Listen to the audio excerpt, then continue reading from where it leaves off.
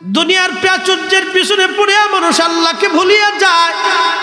কতদিন হাত্তা যুরতুমুল মাকাবির, কবর পর্যন্ত। এরপরে আর কোনো সুযোগ নাই। কবর কবর কবর কবর কবর। চাঁদপুরের মুসলমান ওই আল্লাহর বান্দা মরহুম লোকটাকে নিয়ে লোকেরা বসে আছে। এমন সময় দেখে সাইকেল চালায় একটা লোক যায়, সালাম দিয়ে জিজ্ঞেস করলেন, আপনি কি মুসলমান? বলে হ্যাঁ। আপনি যেহেতু সাইকেল চালান তাহলে মনে হয় সরকারি কাজে ব্যস্ত? বলে হ্যাঁ। আপনি মনে হয় শিক্ষিত মানুষ? বলে হ্যাঁ।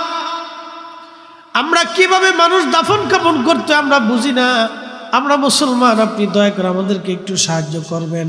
বলে আমি ব্রিটিশদের চাকরি করি, সময় মতো অফিসে না গেলে আমার জন্য অসুবিধা হবে। বলে দেখেন, আল্লাহর দোহাই লাগে, আমরা মরা মানুষের কিভাবে এই দাফন কাফন হবে জানি না, আপনি একটু দয়া করে আমাদেরকে দেখায় দেন, আপনারও আমরা সাহায্য করব। লোকটা কবর খোনার জন্য সিস্টেম দেখে দিল, কাফন আনার জন্য কাপড় চোপড় লাগিয়ে কবর খনন করতে লাগলো। কাফন দাফন আনা হলো, নিজে কাফন দাফন সেটিং করে তার কাফন দাফন করলেন, গোসল করাইলেন, গোসল করে কাফনের ব্যবস্থা করলেন, কাফন গায়ে লাগাইলেন। কবর খনন করা হয়েছে, কবরে নিয়ে গেলেন। আল্লাহর বান্দা নিচে নামিয়া কবরে তারে রাখিয়া মাটি টাটি দিয়ে চলে গেলেন। অফিসে যায় দেখতেছেন তার পকেটের যে আইডেন্টি কার্ডটা হারায় গেছে। চিন্তায় পড়ে গেলেন, আইডি কার্ডটা কোথায় গেল, এখন কি হবে আমার?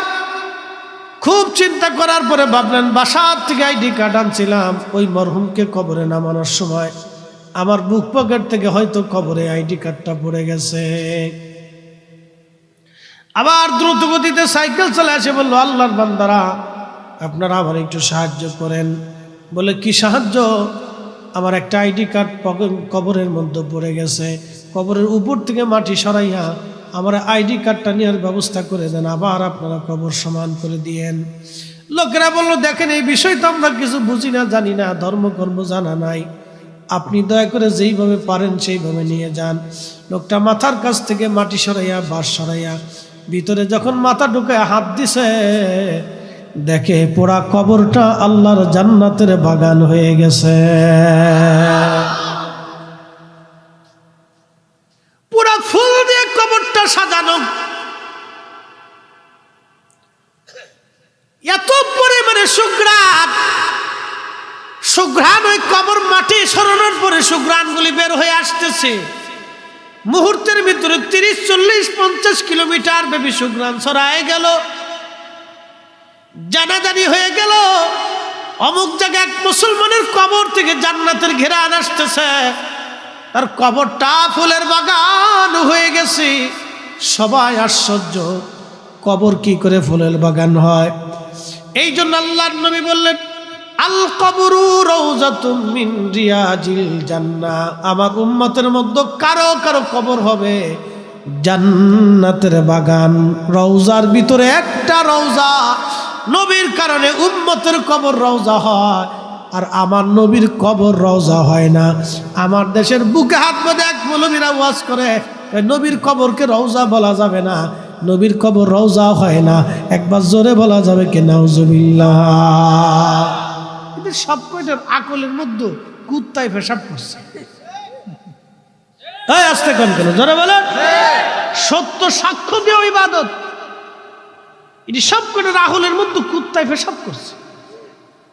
আপনি চিন্তা করেন, আপনাদেরকে আরেকটু বুঝাই। মদিনাতে একটা অংশ আছে রিয়াজুল জান্নাহ। কোন অংশটুকু? নবীজির হুজরা থেকে মিম্বার পর্যন্ত, হুজরা মিম্বার সহ জায়গাটুকু রিয়াজুল জান্নাহ।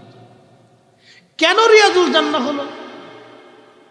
ওখানের আলাদা কি বৈশিষ্ট্য আছে? কি জন্য রিয়াজুল জান্নাহ হবে? কারণটা কি? রিয়াজুল জান্নাহ নবীজি হুজরা মুবারক থেকে ওই পর্যন্ত মিম্বারে বারবার আসা যাওয়া। দেখেন, শারফুল মাকিন ওয়া শারফুল মাকান, আরবিতে প্রবাদ, শারফুল মাকানে ওয়া শারফুল মাকিন। কিছু জায়গার কারণে মানুষের দাম বাড়ে, কিছু মানুষের কারণে জায়গার দাম বাড়ে। মক্কা হওয়ার কারণে মক্কাবাসীর দাম বাড়ছে, বাইতুল আকসার কারণে ফিলিস্তিনের দাম বাড়ছে, আমার নবী মদিনায় থাকার কারণে মদিনার দাম বাড়ছে, মদিনার কারণে নবীর দাম বাড়ে নাই। নবীকে মানব জাতির ভিতরে পাঠানোর কারণে মানব জাতির দাম বাড়ছে, মানব হওয়ার কারণে নবীর দাম বাড়ে নাই। আমার দেশের ক্ষতি সম্পন্ন অনেকে চিন্তা বহুত ওয়াজ করে, কই নবীরে মাটির মানুষ বানাইছে বিধায় নবীর দাম বাড়ছে, ওর আকলের মধ্যে কুত্তায় পেশাব করছে। আরে আমাদের রসুলকে মাটির মানুষের ভিতরে পাঠানোর কারণে, মাটির মানুষের ভিতরে পাঠানোর কারণে মাটির মানুষের দাম বাড়ছে। মাটির মানুষের জন্য নবীর দাম বাড়ে না, নবীর কারণে আমাদের দাম বাড়ছে। কি কথা কর না কেন? নবীর সাহাবী ছিলেন মেজবানে রসুল আইয়ুব আনসারী। আমার দিকে তাকান, আইয়ুব আনসারী, বেশি লম্বা না, প্রচন্ড শীত, খুব ইম্পর্টেন্ট কথা। আইয়ুব আনসারী উট ছেড়ে দিলেন। নবীজি হিজরত করে মদিনায় গেছেন। মদিনাতুল মুনাওয়ারাতে যাওয়ার পরে সবাই খালি কয়, হুজুর আমাদের বাড়িতে আসেন, আমাদের বাড়ি আসেন, আমাদের বাড়ি আসেন। আহা, মদিনার মানুষ পাগল হয়ে গেল না, কি বৃদ্ধ, কি যুবক, কি শিশু, কি নারী, সবাই শুধু বলে আমাদের বাড়ি আসেন। আল্লাহর নবী বলেন, কার বাড়ি যাবো, কি বেজার হবে? আমার উট ছেড়ে দিলাম, উট যার বাড়িতে যাবে আমি নবী তার বাড়ি যাব। উট ছেড়ে দিলেন, সব উট চলতে লাগলো। আল্লাহ রসুল বললেন, তোমরা পথ ছেড়ে দাও। আমার উটকে আল্লাহ নির্দেশ দিয়ে দিছে, উট কোথায় বসবে সে নির্দেশিত, যেখানে আমার জায়গা সেখানে যে বসে যাবে। উট সর্বপ্রথম মসজিদে নববীর মূল দরজার সামনে এসে বসে গেল, যার কারণে এটা প্রথম মসজিদ বানানো হলো। মসজিদে নববী এখানে এসে বসে গেল। এখান থেকে উট আবার উঠলো, উঠে যাইয়া হযরত আইয়ুব আনসারীর বাড়ির সামনে বসে গেল। হযরত আইয়ুব আনসারীর বাড়ি ছিল দ্বিতল বিশিষ্ট, 2 তলা, 2 তলা বাড়ি। আইয়ুব আনসারী বলেন, ইয়া রাসূলুল্লাহ, আপনার জন্য 2 তলা আমি বরাদ্দ করলাম। আইয়ুব আনসারী নবীর জন্য 2য় তলা বরাদ্দ করে দিলেন। আল্লাহ নবী উপরে, আনসারী পরিবার নিচে। কিন্তু আল্লাহ রসুল বলেন, ও আনসারী তোমরা নিচে থাকো, তোমরা উপরে থাকো, আমি নবী নিচে চলে যাই। কারণ অনেক সাহাবীরা আসে, 2 তলায় জায়গা হবে না, কষ্ট হবে, আমারও অসুবিধা, যারা আসে তাদেরও অসুবিধা, অতএব আমি নিচে যাই, কারণ সাক্ষাৎ প্রত্যাশীদের সাথে যাতে আমি সাক্ষাৎ করতে পারি। আল্লাহর নবী নিচে চলে গেলেন, আইয়ুব আনসারী উপরে। এই দেখেন, আমার দিকে তাকান, আইয়ুব আনসারী তার ঘরের উপরে 2 তলায়। কিন্তু স্ত্রীকে ডাক দে বলল, বিবি, নবী নিচে আমরা উপরে, কি করে হয়? সারা রাত্র স্ত্রী আর স্বামী ঘুমান নাই, একই চিন্তা। তারা একটা পাশে চলে গেলেন ঘরের, আমরা উপরে ঘুমাবো আর রসুল নিচে থাকবে, এটা হবে না, আমাদের বেয়াদবি, এটা হয় না, নবী নিচে আর আমরা উপরে, এটা হবে না। সাহাবী পরিবার কয়, না, আমরা উপরে থাকবো, নবী নিচে থাকবে, এটা হবে না, আমরা নিচে থাকবো, নবী উপরে থাকবে। ফরজ না, ওয়াজিব না, সুন্নত না, মুস্তাহাব না, খালি এইগুলি খুঁজে মানুষ। কোনটা ফরজ, কোনটা ওয়াজিব? নবীর ইয়া নবী সালাম আলাইকে দাঁড়ানো কি ফরজ নাকি? এ বেটা, তুমি ফরজ খুঁজতেছো কেন? আইয়ুব আনসারী রাদিয়াল্লাহু আনহুকে রাসূল ইজাজত দিয়েছে, তোমরা 2 তলায় থাকো। কিন্তু নবীর ইশকের কারণে সাহাবী বলতেছে, আমি উপরে থাকবো, রাসূল নিচে থাকবে, এটা কি করে হয়? সারা রাত্র স্বামী আর স্ত্রী ঘুমান নেই, এই চিন্তা যে আমাদের না জানি কোনো বেয়াদবি হয়ে যায়। ঘরের এক কোণায় চলে গেলেন, সকালবেলা বের হয়ে বলেন, ইয়া রাসূলুল্লাহ, আপনি নিচে থাকবেন আর আমরা উপরে থাকবো, এটা হতেই পারে না, মরে গেলেও আমরা পারবো না। হুজুর আপনি উপরে থাকেন, আমরা নিচে থাকতে হবে। ইয়া রাসূলুল্লাহ, আপনাদের নিচে দিয়ে আমরা উপরে ঘুমাইতে পারবো না। একসাথে কইলেন আল্লাহু আকবার। দলিলে না ভালোবাসা? আস্তে কনকে, দলিলে না ভালোবাসা? এটা ভালোবাসা, এটা দলিলে হয় না। তাজিম কখনো দলিলে হয় না, অন্তর থেকে আসে। প্রিয় মুসলমান আমার, এইভাবে সাহাবীরা রসুলকে মহাব্বত করে গেছে। আইয়ুব আনসারী তিনি উপরে থাকলেন না, নিচে চলে আসলেন, আল্লাহর নবীকে উপরে দিয়ে দিলেন। খুব মনোযোগ দেন। বলছিলাম ওই আল্লাহর বান্দার কথাগুলি, যে আল্লাহর বান্দার কবরে জান্নাতের বাগান হয়ে গেল, কবর বেহেশতের টুকরা হয়ে গেল। আল্লাহ কেন জান্নাতের বাগান হলো এটা আমাদের জানার দরকার। কি তার জীবনে আমল ছিল, কোন আমলের কারণে তার কবর জান্নাতের বাগান হলো আমাদের বোঝার দরকার। বাজানো হযরত আল্লাহ রসুলের রওজা মোবারক থেকে মিম্বার শরীফ পর্যন্ত এটা জান্নাতের বাগান। নবী বারবার আসার কারণে জায়গাটা জান্নাতের বাগান হয়ে গেল, রিয়াজুল জান্নাহ হয়ে গেল। আবার নবীর কারণে জায়গার ইজ্জত সম্মান বেড়ে গেল। আল্লাহর বান্দা কবরের ভিতরে, কবর জান্নাতের বাগান হয়ে গেছে। কারণ কি, কবরটা কেন জান্নাতের বাগান হলো? সারা এলাকায় সুগন্ধ ছড়িয়ে গেল, হিন্দু মুসলমান সবাই দেখার জন্য আসছে, আলেম ওলামাও আসলো। এই সংবাদ শুনিয়ে হাজার হাজার মানুষ ভিড় করলো। এই কবরের ভিতরে কেন জান্নাতের ঘ্রাণ আসে? উলামা একরাম এসে বললেন, ঠিক আছে, সময় তো অনেক পার হয়ে গেল, আপনারা আবার কবরের উপর মাটি দিয়ে দেন, কবরটা বন্ধ করে দেন, আর আপনারা আমাদেরকে ওই বাড়ির ওই লোকটার কে ফ্যামিলি আছে, আপনজন আছে, একটু খবর বলে দেন। লোকেরা নিয়ে গেছে বাড়িতে, একটা মাত্র মেয়ে আছে, একটা মাত্র মেয়ে। উলামা একরাম তার বাড়িতে গেলেন, মেয়েটা কাঁদতেছে। আলেমরা বলল, মা বলবেন তোমার বাবার কবরটা জান্নাতের বাগান হয়ে গেল। কবরের ভিতর থেকে জান্নাতের ঘেরানে 2-4-50 কিলোমিটার ব্যাপী ছড়িয়ে গেল। হাজার হাজার লক্ষ মানুষ আসছে দেখার জন্য। ও মা, বলবা তোমার বাবার জীবনের আমল কি ছিল? মেয়েটা কেঁদে বলল, হুজুর, আমরা গরিব মানুষ, কোনো শিক্ষা দীক্ষা আমাদের নাই, মা মারা গেছেন, আমারা গরিব মানুষ, আব্বা যান সারাদিন পরিশ্রম করে কোনো রকম রুটি রুজি আনতেন, কোনো রাত বাবা মেয়ে খাইতাম, কোনো রাত আমরা না খেয়ে থাকতাম। কিন্তু আমার আব্বাকে দেখছি 5 ওয়াক্ত নামাজ পড়তো, কিন্তু রাত্রিবেলা আমার আব্বা যান একটা আমল, আব্বাকে দেখছি ছোট্ট প্রদীপ বাতি জ্বালাইয়া, বাবার হাতের মধ্যে একটা বই ছিল, বইটা বাবা পড়তে পারতো না। এই বইটার ভিতরে লাইনে লাইনে আব্বাকে দেখছি আঙ্গুল ঘুরাইতো আর বলতো, আল্লাহ এটা তোমার কালাম, এটা তোমার কোরআন, আমি পড়তে পারি না, আমি পড়তে জানি না, আল্লাহ এটা তোমার কালাম, এটা তোমার কালাম। একজন আশিক পড়তে পারতো না, কোরআনের প্রত্যেক লাইনে লাইনে আঙ্গুল ঘুরাইতো আর বলতো, রব এটা তোমার কালাম, আমি পড়তে জানি না, আমি পড়তে পারি না, আল্লাহ এটা তোমার কোরআন, আল্লাহ এটা তোমার কোরআন, এটা তোমার কালাম, আমি পড়তে জানি না, রব এটা তোমার কালাম, আমি পড়তে জানি না, আমি পড়তে জানি না, এটা তোমার কোরআন, আমি পড়তে জানি না। আল্লাহ, আমার আব্বাকে দেখতাম সারা রাত্রিবেলা এশার নামাজের পরে আমার আব্বাই হাত ঘুরাইতো, সকালবেলা ফজরের পর আব্বা কোরআনের উপর ডাঙ্গল ঘুরাইতো। উলামা একরাম ডাক দিয়ে বলেন, মা রে বইটা দাও। বইটা খুলে দেখলো কোরআনুল কারীম, প্রত্যেক লাইনে লাইনে দাগ হয়ে গেছে। সারা জীবন আঙ্গুল ঘুরাইছি, আঙ্গুল ঘুরাইতে ঘুরাইতে পৃষ্ঠাতে দাগ হয়ে গেছে, পৃষ্ঠাতে তার দাগ হয়ে গেছে।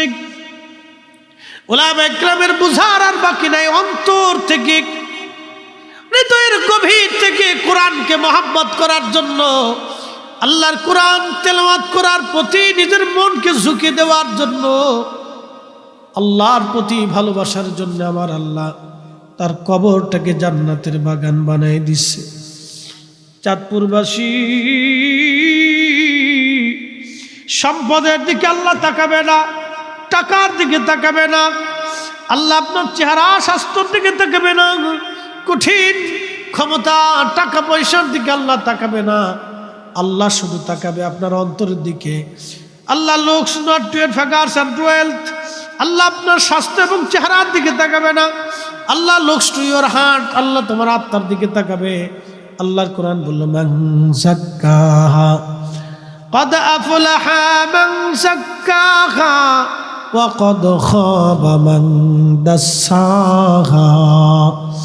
যে তার কালটাকে জিন্দা করলো, এই অন্তরটাকে সালিম করলো, হৃদয় দিয়ে যে ভালোবাসলো আল্লাহ নবীকে, হযরতে হানজালা হৃদয় দিয়ে নবীকে ভালোবাসার জন্যে তারে আল্লাহ গসলুল মালায়েকা বানায় দিল।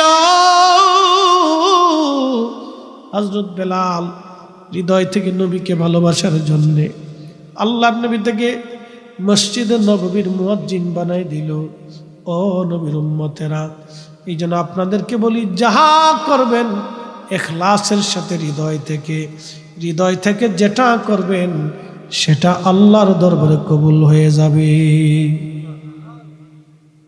হৃদয় থেকে করবেন, অন্তর থেকে করবেন, আল্লাহর প্রতি ভালোবাসা দিয়ে করবেন, দেখবেন কাজ হয়ে গেছে। উলামায়ে কেরামের আর বুঝার বাকি নেই, কোরআনের প্রতি তার এতটা সুঘাত শ্রদ্ধা এবং ভালোবাসার জন্য আল্লাহ তার কবরটাকে জান্নাতের বাগান বানাই দিচ্ছে। আল্লাহু আকবার। আপনারা বলবেন, কবর থেকে কি বেহেশতের ঘিরান আসে? আরে ইমাম বুখারীর মাজার থেকে 16 বছর জান্নাতের ঘিরান আসত। হ্যাঁ হয়েছে না? আরো জোরে বলেন। 16 বছর ওনার কবরের মাটি পর্যন্ত বেহেশতের ঘিরান আসতো, মাটির থেকে। মানুষ মাটি নিয়ে যাইতো, সুঘ্রাণ দেখে মাটি নিয়ে যাইত। কোন বন্ধা নারী ওই মাটি খাওয়ার পরে তার বন্ধত্ব দূর হয়ে যেত। আল্লাহু আকবার, শেফা দিয়ে দিল। মাটির ভিতরে কঠিন জটিল রোগের শেফা দিয়ে দিল। 16 বছর নবীর হাদিসের খেদমতের জন্য যদি একজন ইমামের এত বড় দৌলত নসিব হতে পারে, তাহলে আমার রাসূলের রওজা কি পরিমাণে দামি হতে পারে? কি কথা বলেন, ঠিক না বেঠে? হাই হাই হাই, কি করে বুঝাবো আপনাকে? চাঁদপুরের মুসলমান খুবই মনোযোগ দিয়ে শুনিয়া যান। আল্লাহর কাছে তিনি সম্মানিত, কবর তার জান্নাতের বাগান হয়ে গেল। কিন্তু আমরা মানুষ মারা যাওয়ার পরে 24 ঘন্টা পরে পায়খানার রাস্তা দিয়ে পোকা বের হতে থাকে। ওই পোকায় সারা শরীর সরাইয়া দুর্গন্ধ সরাইয়া যায়। সমস্ত শরীরের মধ্যে পোকাগুলি সরাইয়া দুর্গন্ধ সরায়। এই দুর্গন্ধ সরাইয়া স্ত্রী বলেন, প্রাণের সন্তান বলেন, যারাই বলেন না কেন, কেউ আর আপনারা আমার দুনিয়ার মধ্যে রাখবে না। মানুষ মারা গেল, মাত্র 24 ঘন্টার ভিতরে শরীর থেকে দুর্গন্ধ বের হলো। তাহলে মানুষ অহংকার করে কার জন্য? কিসের তার চোখের অহংকার, কিসের তার মেধার অহংকার, কিসের তার সম্পদের অহংকার, কিসের তার ক্ষমতার অহংকার?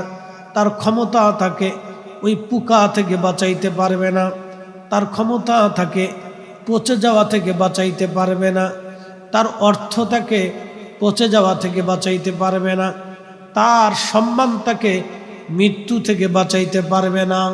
তার মানে আমার বাড়ি, আমার ঘর, আমার জমি, আমার টাকা, আমার পয়সা, আমার খ্যাতি, আমার এলেম, আমার কালাম, আমার জ্ঞান, আমার গরিমা, আমি বড়, আমি সেরা, আমি শ্রেষ্ঠ, এইগুলি মানুষের জন্য না, এইগুলি মানুষের কিছুই না। আমরা আল্লাহর গোলাম, আল্লাহর দাস, নবীর গোলাম। কথা বলেন ঠিক কিনা? আমার সারো আল্লাহর জিকির করো, পাইলে পাইতে পারো খুদারি।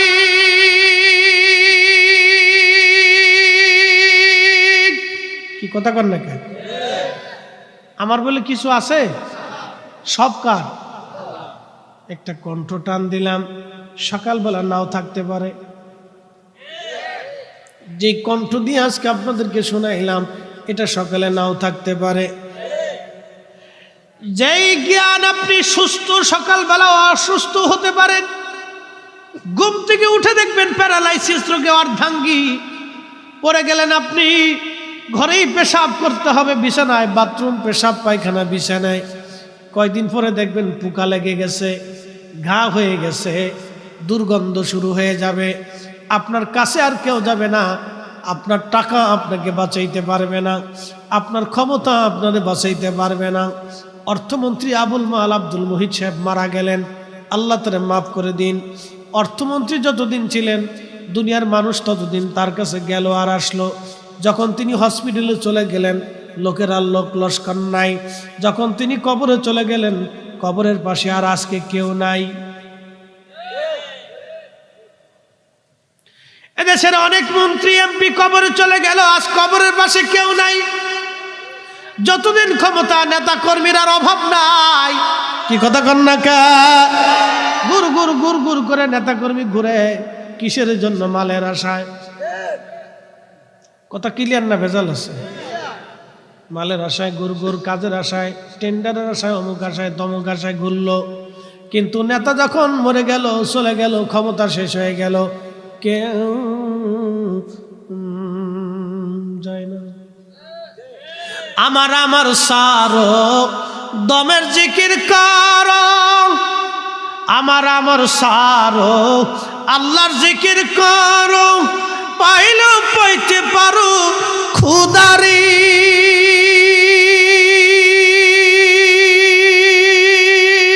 ঠিক কিনা? বাবা সে যার গায়ে দেখলে তারে চিনা যায়, সর্বঙ্গ তাহার পুরারে, ভবের ঘরে অনেক শহরে আল্লাহ রসুল বিরাজ করে রে। যতই লাফালাফি করেন ফালাফালি করেন কোনো লাভ নাই। দুনিয়ায় থাকার জায়গা না, চলে যেতে হবে। এই জন্য আল্লাহ বলেন ইন্না লিল্লাহ, নিশ্চয় আল্লাহর জন্যে আমরা, কি কথা কন না কেন, ওয়া ইন্না ইলাইহি রাজিউন, আবার আল্লাহর কাছে ফিরে চলে যাব। কার কাছে? আবার আল্লাহর কাছে ফিরে চলে যাব। থাকার আর কোনো সুযোগ নাই, দুনিয়াতে থাকতে পারবো না। আহা বন্ধুগণ আমার, আমরা মরে যাওয়ার পরে আমাদের শরীর থেকে দুর্গন্ধ, গন্ধ পাচা বের হলো। 17 দিন 2 মাসে পুরো সমস্ত গোশতগুলি মিসমার হয়ে একেবারে মাটির সাথে মিশে গেল।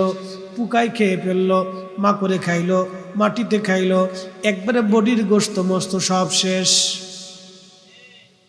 ক্ষমতা শেষ, অর্থ শেষ, টাকা শেষ, তাকুব্বারি শেষ, অহংকার শেষ, অহমিকা শেষ, কিচ্ছু নাই তার। 1 বছরের মধ্যে হাড্ডিগুলি তার পচে গেল। কিন্তু আল্লাহকে যারা খুশি করে যায়, নবীর গোলামি করে যারা যায়, তাদের কবরে তাদের দেহ পচে না। কথা কন না কে? ঠিক কিনা? আল্লাহু আকবার, ওয়ালিল্লাহিল হামদু, বিসমিল্লাহির রাহমানির রাহিম।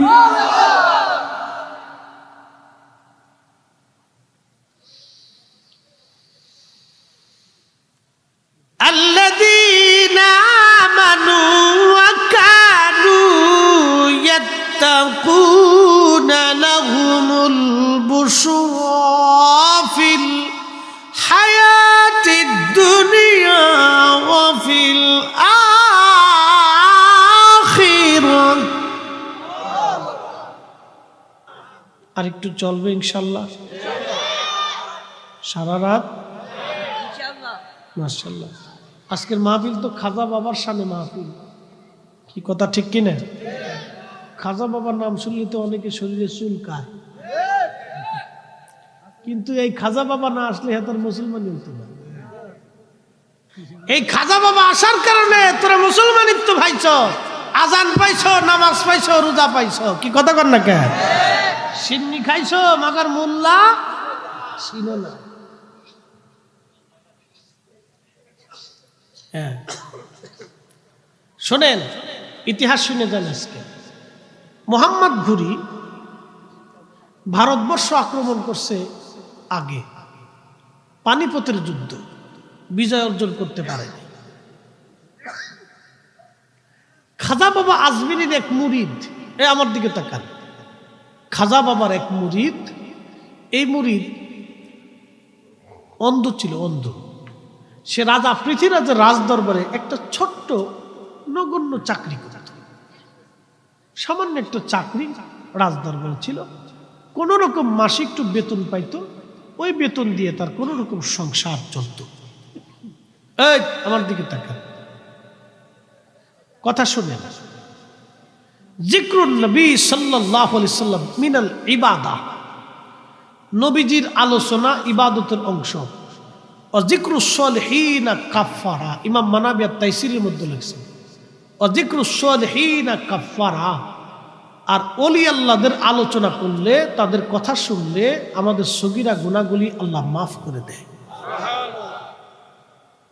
শোনেন, আপনি যেটা সহজ করে ভাবতেছেন এটা সহজ না। আচ্ছা, খুব মনোযোগ দেন। আপনারা যেটা সহজভাবে দেখেন যে ইসলাম পেয়ে গেছি, একবারে সহজ। যদি সহজ বুঝতে চান, পৃথিবীতে যেখানে দিন নাই আপনি সেখানে যায় দেখেন দিন কত কঠিন। যেখানে আজান হয় না সেখানে একটা মসজিদ বানায় যায় দেখেন যে মসজিদ বানানো কত কঠিন। এই জমিনে ইসলাম বলে কোনো শব্দই যখন ছিল না, তখন এই জমিনে খাজা বাবা ইসলাম প্রতিষ্ঠিত করেছে। কথা কোন ঠিক না ঠিক? রাদিয়াল্লাহু আনহুম ওয়া রাদু আন, আল্লাহ তাদের উপর খুশি ছিলেন, তারাও আল্লাহর উপর খুশি ছিলেন।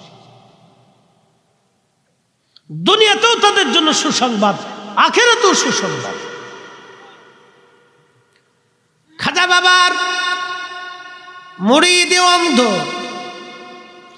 অন্ধ মুরিদ মুসলমান হলেন, চলে গেলেন পৃথ্বীরাজের রাজ দরবারে। পৃথ্বীরাজ জানতে বলেন এ অন্ধ মুসলমান হয়েছে। পৃথ্বীরাজ রাজ দরবার থেকে তাড়িয়ে দিলেন। ওই অন্ধ মুরিদ খাজা বাবার দরবারে এসে কাঁদতে লাগলেন। বলে, বাবা কান্দো কেন? বলে, হুজুর আমি আপনার কাছে কালেমা পড়ছি, মুরিদ হয়েছি বিদায় পৃথ্বীরাজ আমার চাকরিচ্যুত করেছে। রাজ দরবারে ছোট্ট একটা চাকরি করতাম, আমি অন্ধ মানুষ। হুজুর ছোট্ট একটু বেতন, কোন রকম আমার দিন মাস বাচ্চা কাচ্চা নিয়ে চলে। হুজুর চাকরি যদি না থাকে আমি অন্ধ, ভিক্ষে করে খাওয়া লাগবে। আর আমি মুসলমান, অনেকে ভিক্ষাও আমারে দিবে না। হুজুর চাকরি যদি না থাকে আমি বড় অভাব এবং কষ্টের মধ্যে পড়ে যাব। খাজা বাবা বললেন, বাবা তাহলে আমি কি করব তোমাকে বলো। বলে, হুজুর আপনি যদি একটা চিঠি লিখে দেন, পৃথ্বীরাজ হয়তো দয়া লাগতে পারে, আপনাকে সম্মান দেখাবে, আপনাকে হয়তো সম্মান করবে, চাকরিটা আমাকে ফিরাই দিবে। দয়া করে আপনি একটা চিঠি কাগজ লিখে দেন। খাজা বাবা চিঠির মধ্যে লাগলেন, ওহে পৃথ্বীরাজ, আমি একজন মুসলিম ফকির খাজা বাবা আজমিরি, আপনি আমার মুসলমান মুরিদকে চাকরিচ্যুত করেছেন রাজ দরবার থেকে। উনি অত্যন্ত গরিব এবং দরিদ্র মানুষ, চাকরি না থাকলে বাচ্চারা ক্ষুধার্ত থাকবে, আপনি দয়া করে তার চাকরিটা ফেরত দিয়ে দেন। খুব নম্র ভাষা। ওলিরা তো সবসময় নরম থাকেন, বিনয়ী থাকেন। তারা চিঠিখানা দিয়ে দিলেন। চিঠিখানা নিয়ে গেছে। অন্ধ মুরিদ পৃথ্বীরাজের কাছে বললেন, রাজা খাজা বাবা আপনার কাছে একটা চিঠি পাঠাইছে, দয়া করে নেন। চিঠিখানা নেওয়ার পরে খাজা বাবার চিঠিখানা পাওয়ার পরে পৃথ্বীরাজের দেমাগ বেড়ে গেল, অহংকার বেড়ে গেল। আস্তে করে চিঠির মাঝখান থেকে টেনে ছিঁড়ে ফেলে দিল। চিঠিখানা যখন ছিঁড়ে ফেলে দিয়েছে, ছিঁড়া চিঠি মুসলমানের হাতে দিয়ে দিল, যাও তোর খাজা বাবাকে চিঠি ফেরত দিয়ে দে। সেরা চিঠিখানা হাতে পাওয়ার পরে খাজা বাবা বুঝলেন সে আমাকে অপমান করছে। শোনেন, ওলিদের অপমান ছোটখাটো কোনো বিষয় না। ওলিদের সম্মানে যারা হাত দেয়, আল্লাহ রাসূল বলছেন, মান আদালি ওলিয়ান ফাকাদ আযানতুহু বিল হার, আমি আল্লাহ তার সাথে যুদ্ধ ঘোষণা করি।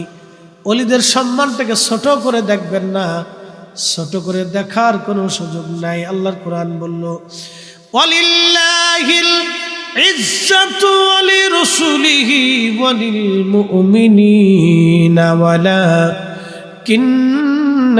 মুনাফিকিনা লা ইয়ালামুন।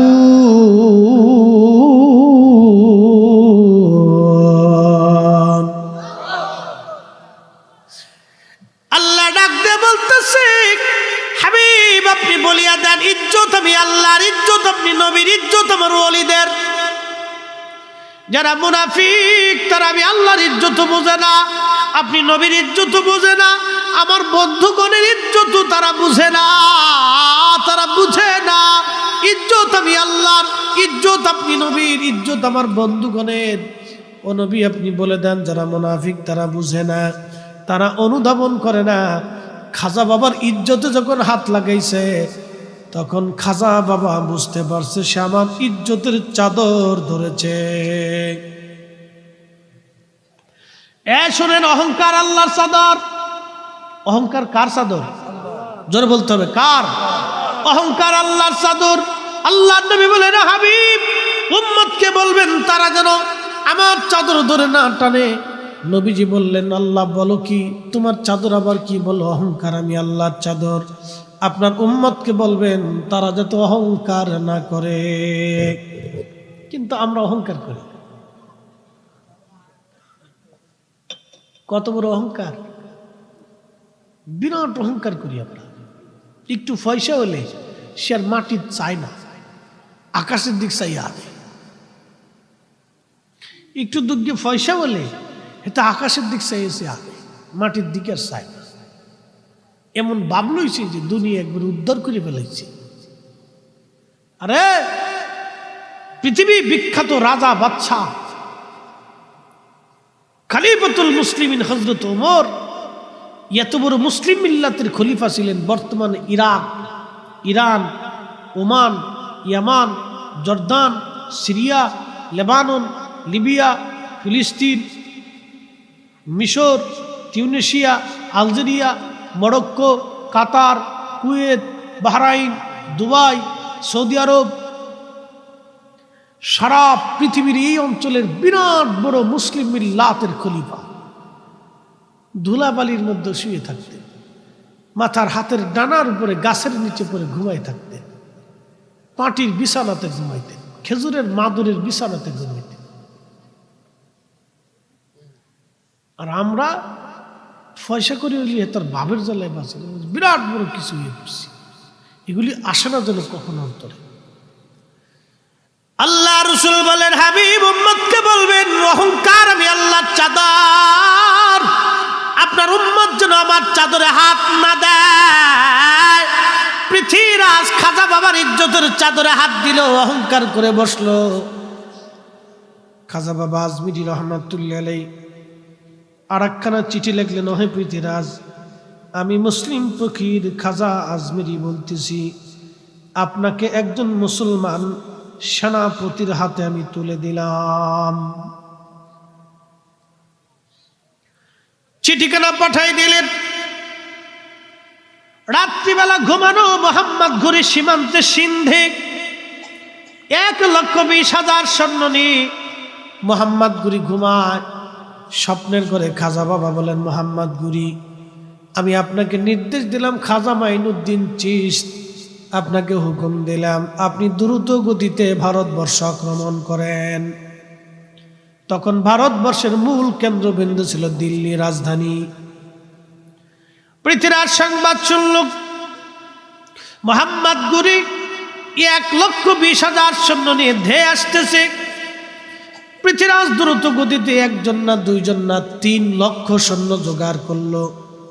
রাজত্ব বাঁচানোর জন্য 3 লক্ষ সৈন্য নিয়ে রওনা হলো। সৈন্যবাহিনী চলে পানিপথ প্রান্তর। পানিপথের দ্বিতীয় যুদ্ধ বলা হয়। এই পানিপথে যাবার পরে মোহাম্মদ ঘুরির সামনে পৃথিবীরাজের বিরাট বড় সেনাদল সম্মুখীন হলো। মাত্র 1,20,000 সৈন্য নিয়ে জিহাদের ময়দানে দাঁড়ানো। আল্লাহ, কঠিন যুদ্ধ হচ্ছে। পৃথিরাজের চৌকস সেনারা যুদ্ধে মুসলমানদেরকে পরাজিত করতে লাগলো। মোহাম্মদ গুরি দিশা না পাইয়া বলল, তাড়াতাড়ি যাও, এখানে আজমির একজন আল্লাহর ওলি যিনি আমাকে নির্দেশ দিয়েছেন, দ্রুত গতিতে ঘোড়া নিয়ে যাও, তাকে সংবাদ দাও মুসলমান ময়দানে দাঁড়াইতে পারে না। আজকে মোহাম্মদ ঘুরি যদি পরাজিত হয় তাহলে এই জমিনে ইসলাম আর হয়তো টিকানো সম্ভব হবে না। খাজা বাবা আজমির মুরাকাবায় ধানে সামনে এসে দ্রুত গতিতে খাজা বাবার সামনে এসে বলেন, হুজুর, মোহাম্মদ গুরি চিঠি পাঠিয়েছেন, মুসলমান ময়দানে দাঁড়াইতে পারে না, যুদ্ধে পরাজিত হয়ে যাচ্ছে, মুসলমানদের মন দুর্বল হয়ে যাচ্ছে, দিনের পর দিন মুসলমান যুদ্ধে শহীদ হয়ে যাচ্ছে। হুজুর, এখন আপনার দোয়া ছাড়া আর কোনো উপায় নাই, আপনি নির্দেশ দিয়েছিলেন, আপনার হুকুমে আজ আসা হয়েছে।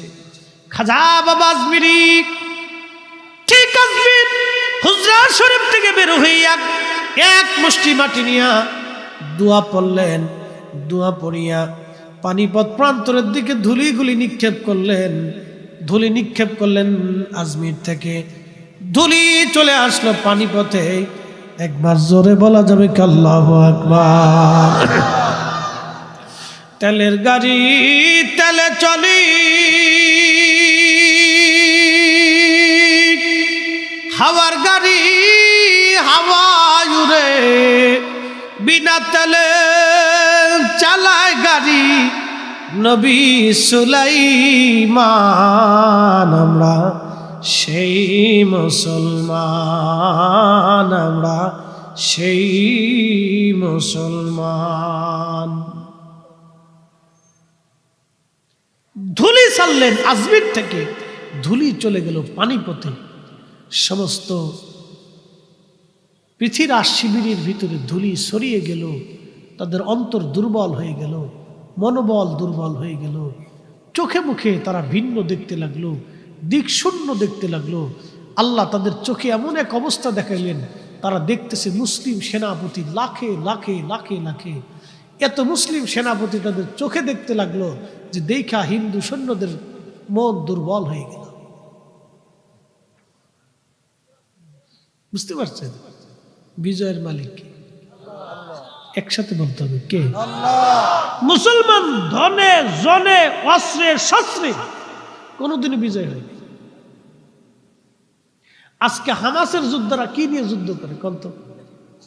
ওগার কয়টা রকেট আছে, কয়টা মেশিন গান আছে, কয়টা এই বন্দুক আছে, এই দিয়ে ইসরায়েলের আপনি চিন্তা করেন শত শত কোটি ডলারের এক একটা ট্যাঙ্ক ওদের একটা ছোট্ট রকেট লঞ্চারে ধ্বংস হয়ে দিতেছে, পুড়ে শেষ হয়ে দিতেছে। কিন্তু দেখবেন ভিডিওতে প্রত্যেকটা রকেট লঞ্চার ছাড়ার আগে ওরা হাসবুনাল্লাহু নি'মাল ওয়াকিল, বিসমিল্লাহি আল্লাহু আকবার, বিসমিল্লাহি আল্লাহু আকবার বলে ছাড়তেছে। বুঝতে পারছেন? বুঝে যায়। আমাদের দেশের পোলাপান তো ওই বয়সের পোলাপান দাঁড়ায় মুতে, কি কথা কর না কেন, মুইতে ফানিও নেই। হামাসের যে মুক্তিযোদ্ধারা যুদ্ধ করতেছে, যে যুবকগুলি, আর আমার দেশের এই সমস্ত যুবকরা তো খারাইয়া মুতে।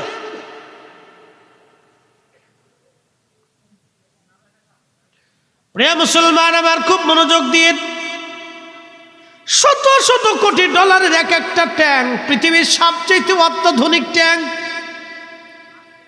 যেগুলির সামনে যুদ্ধে দাঁড়ানোর মতো ট্যাঙ্ক পৃথিবীতে নাই, এই সমস্ত ট্যাঙ্কগুলি একটা ছোট্ট রকেট লঞ্চারে পুড়ে শেষ হয়ে যাচ্ছে। সারার আগে দেখবেন প্রত্যেকে বিসমিল্লাহি আল্লাহু আকবার কয়, আর হাসবুনাল্লাহু নি'মাল ওয়াকিল, নি'মাল মাওলা আর নি'মান নাসির মেরে ছেড়ে দিতেছে। এক একটা রকেট লঞ্চারে শত শত কোটি ডলারের আপনার ওই এক একটা ট্যাঙ্ক পুড়িয়ে পুড়িয়ে ছাই হয়ে যাইতেছে। একসাথে বলবেন আল্লাহু আকবার। বুঝতে পারছেন তো বিজয়ের মালিক কে? একসাথে বলতে হবে কে? আল্লাহ বিজয়ের মালিক। আপনাকে শুধু স্থির থাকতে হবে, দ্বীনের উপর আপনাকে দায়েম এবং কায়েম থাকতে হবে, মজবুত থাকতে হবে আপনাকে। প্রিয় চাঁদপুরের মুসলমান, খুব মনোযোগ দিয়ে মোহাম্মদ ঘুরি মুসলিমদের যুদ্ধের মোড় ঘুরে গেল। ধুলি ছাড়লেন আজমির থেকে, ধুলি যায় পড়ল পানিপথে। ধুলি ছাড়লেন আজমির থেকে, ধুলি যায় পড়ল পানিপথে। আল্লাহু আকবার। মুসলমানদের বিজয় সেই দিন হলো ওলি আল্লাহর গুণে। অতএব ইসলাম আসছে ওলি আল্লাহদের বদৌলতে।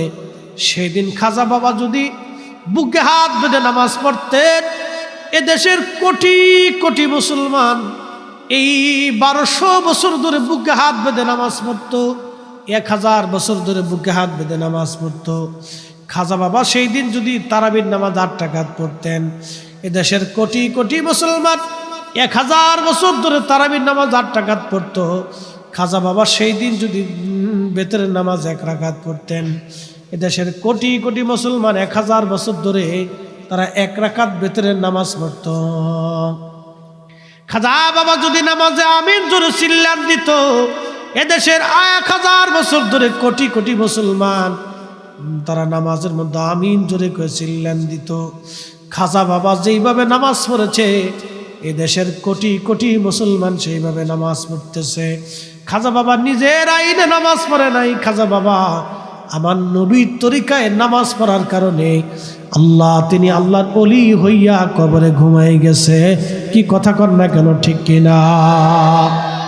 খাজা বাবা কি উনার তরিকা না রসুলের তরিকা?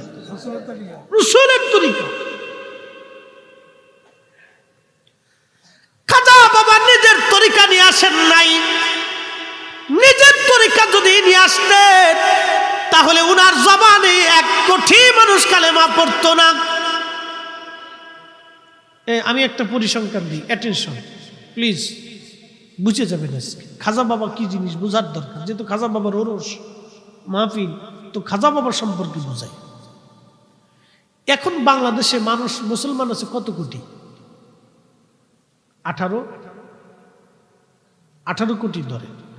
ভারতে মুসলমান আছে কত? প্রায় 60। 18 আর 60 কত হইল? 78। 80 ধরে। রোহিঙ্গা টোহিঙ্গা দিয়ে, ওই মায়ানমার দিয়ে, ভুটান দিয়ে, নেপাল দিয়ে 80 ধরে। 80 কোটি। পাকিস্তানে কত আছে? 15 কোটি। আফগানিস্তানে আছে এই বেল্ট দিয়ে আরো 10 লাখ। তাহলে মোটামুটি 100 কোটি মুসলমান আফগানিস্তান, পাকিস্তান, ভারত, বাংলাদেশ, মায়ানমার, ভুটান, নেপাল দিয়ে। চীন ধরলাম, সাথে চীনও ধরলাম। 100 কোটি মুসলমান শুধু এই বেল্টে। চীনে 1 কোটির উপরে মুসলমান আছে। 100 কোটি মুসলমান শুধু এই বেল্টে। আর সারা পৃথিবীতে মুসলমান আছে 200 কোটি। বাদ বাকি মুসলমান ইউরোপে, আফ্রিকাতে, আরবে, আমেরিকাতে, অস্ট্রেলিয়া, সব বিশ্ব দিয়ে। বুঝছেন আজকে কথা? বুঝে যেত। বাদ বাকি 100 কোটি মুসলমান ওই বেল্টে। খাজা বাবা আজমেরি আসলেন এই বেল্টে। আমি পাকিস্তান বাদ দিলাম। খাজা বাবা যখন আসছে তখন পাকিস্তানে এর আগে দাতাগঞ্জে বক্স দিন কায়েম করে ফেলছে। ভারত, বাংলাদেশ এই অঞ্চল দিয়ে মুসলমান আছে প্রায় 70-75 কোটি। এই 75 কোটি মুসলমান হওয়ার পিছনে কার অবদান একটু বুঝে যেতে হবে। আজকে এই 75 কোটি মুসলমানের অঞ্চলে আলেম আছে মিনিমাম হলো 50 লক্ষ। কত লক্ষ? 50 লক্ষ ভারত বাংলাদেশ দিয়ে আলেম আছে। হাজার হাজার ওয়াজ হয়, প্রত্যেক জুমাতে, প্রত্যেক মসজিদে নসিহত হয়।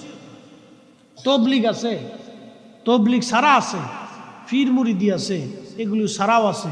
বিভিন্ন লোকেরা বিভিন্নভাবে মানুষের দিনের দাওয়াত দেয়। 75 কোটি মুসলমান যা করতে না পারছে, মুসলমান কয়জন বানাইছে এই পর্যন্ত? কর, এই 20 বছরে কয়জন মুসলমান হয়েছে বলেন? বলেন তো কয়জন হয়েছে? খাজা বাবা সেই দিন কি ওয়াজ করলেন? না মাদ্রাসা, না মসজিদ, না আলেম, না মুসলমান, না জনসমাবেশ, না সেমিনার, না কনফারেন্স, না উরুস, না ইজতেমা, কিচ্ছু না। খাজা বাবা একা ওয়াজ করলেন কি, ওয়াজের জবানের প্রয়োজন কি? ওনার এক ওয়াজে হাঁটলেন দাওয়াত দিলেন, হাঁটলেন দাওয়াত দিলেন, 1 কোটি মানুষ কালেমা পড়ল। একসাথে জোরে বলা যাবে না আল্লাহু আকবার। খাজা বাবাকে ছোট করে দেখার কোনো সুযোগ। এই জন্য আপনাদেরকে বারবার আমরা অলিদের শান বলে বলে সতর্ক করি। সতর্ক করা আমাদের দায়িত্ব, মানা না মানা আপনার। আপনি মানলেও খাজা বাবা আজমিরি আল্লাহর অলি, মাটির উপরে অলি, মাটির নিচেও অলি। কি কথা কর না কেন? না মানলেও অলি। আপনার আমার মানা না মানা দিয়ে তার ইজ্জত কমবেও না বাড়বেও না, বরং তিনাদেরকে মোহাব্বত করলে আমাদের ইজ্জত বাড়বে। আল মারউ মা মান আহাব্বা। আল্লাহ রাসূল সহিহ বুখারীতে বলছেন, তুমি যাকে মোহাব্বত করবা হাসরের মাঠে তার সাথে তোমার হাসর নাসর হয়ে যাবে। আজকে খাজা বাবার নামে যারা এই মাহফিল সাজাইছেন, মূলত মাহফিলটা আপনারা খাজা বাবাকে ভালোবাসেন এটার একটা বহিঃপ্রকাশ। বলেন এই ভালোবাসাটা কি বিফলে যাবে? অবশ্যই।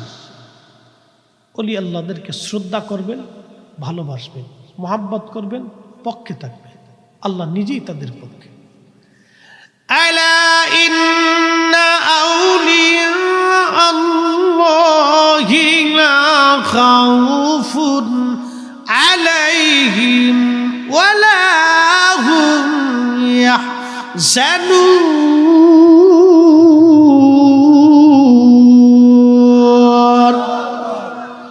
এই আয়াতুল তাফসীর বলে দিয়ে যাচ্ছি। প্রশ্ন রাখবেন মুফতি ফরিদি, খাজা বাবা আজমিরিকে ভালোবাসলে লাভ কি? আল্লাহর কোরআন বলতেছে, আলা সাবধান, ইন্না নিশ্চয় আউলিয়া আল্লাহ, আমার ওলি যারা, বন্ধু যারা, তাদের কোনো ভয় নাই, চিন্তা নাই, তারা চিন্তিত হবে না, ভয়ও তারা পাবে না। আয়াতের তাফসীর আবু দাউদের কিতাবুত তাফসীরের ভিতরে আসছে, আল্লাহর নবীজি বলতেছেন কিয়ামতের মাঠে আরশে মুআল্লার নিচে একদল বান্দা নূরের চেহারা, নূরের মিম্বর নিয়ে তারা বসে থাকবে। চেহারায় নূর, মিম্বর নূর, নূরের মিম্বরে নূরের চেহারায় তারা বসে থাকবে। নবী, শহীদ এবং সিদ্দিক যারা থাকবে তারা দেখে ঈর্ষা করে বলবে, আল্লাহ এরা কারা? এদের এত বড় দাম তুমি দিলা, নূরের মিম্বরে নূরের চেহারায় তারা বসে আছে, কারণ কি? আল্লাহ পাক বলবে, আমার নবী ওলিরা, নবী শহীদরা, তোমরা শোনো, এরা হলো সেই ব্যক্তি যারা দুনিয়াতে একজন আর একজনকে আল্লাহর জন্য ভালোবাসতো, আল্লাহর জন্য ভালোবাসতো, আমি আল্লাহর জন্য ভালোবাসতো। আমরা খাজা বাবা আজমিরিকে ভালোবাসি আল্লাহর জন্যে। এ কথা কর না কেন? কার জন্যে? শাহজালালকে ভালোবাসি কার জন্যে? আল্লাহর ওলিদেরকে ভালোবাসি কার জন্যে? তাহলে উন্নাও আরশে মুআল্লার নিচে জায়গা হবে, আমাদেরও তাদের সাথে জায়গা হয়ে যাবে। কথা কর না কেন? ঠিক কিনা? ভালোবাসলে লাভ না লস? সুম্মা তালা, এরপরে নবীজি তেলাওয়াত করতেছেন, আলা ইন্না আউলিয়া আল্লাহি লা খাউফুন আলাইহিম ওয়ালা হুম ইয়াহজানুন।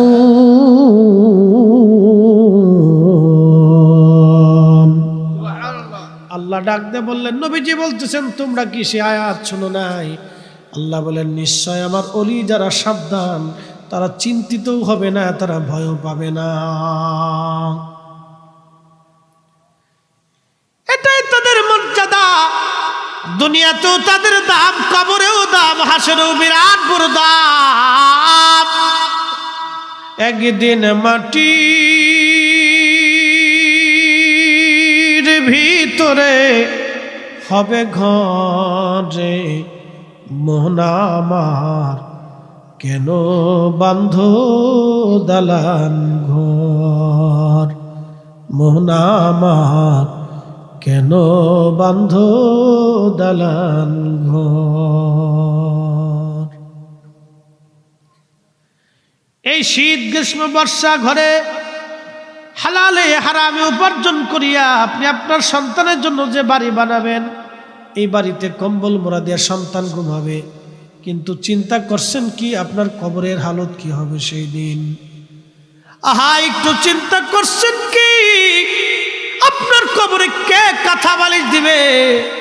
এই জন্য দুনিয়া বড় ধোঁকার জায়গা, বড় কঠিন জায়গা দুনিয়া। কিছু নিয়ে যাওয়ার কোনো সুযোগ নাই, রেখে যাব। কিয়ামতের ময়দানে দুনিয়াতে যারা দান করে না, কিয়ামতের মাঠে গোশতগুলি কামড়ায় কামড়ায় টেনে টেনে ছিঁড়ে ফেলবে আর বলবে ফায়াকুলা রব্বি লাউলা আখারতানি ইলা আজালিন করিবিন ফাআসাদ্দাকা ওয়া আকুম মিনাস সালিহিন। আল্লাহ দুনিয়াতে আমাদেরকে আবার পাঠান, আল্লাহ দুনিয়াতে আবার পাঠান, আমরা বেশি বেশি করে সদকা দিব, সালেহীন আল্লাহর ওলিদের অন্তর্ভুক্ত হব। আল্লাহ বলবে বান্দা না না না, ওয়ালা ইউআখিরাল্লাহু নাফসান ইযা জাআ আজালুহা।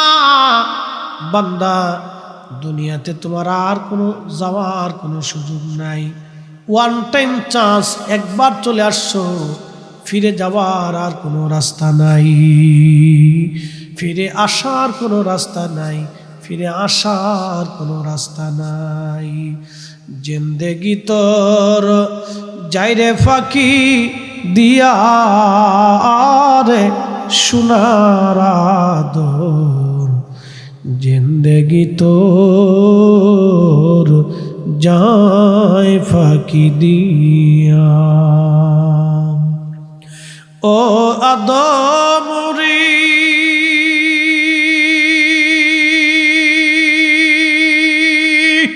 পাক ধরিয়ে গেছে দাড়ি, দন্তবাসে গোটা চারি, সমন জারি গিয়াছে করিয়ারে সোনার আদর, জিন্দেগি তোর যায় ফাঁকি দিয়া। দুনিয়াটা ফাঁকি দিয়ে চলে যাচ্ছে, থাকার আর সুযোগ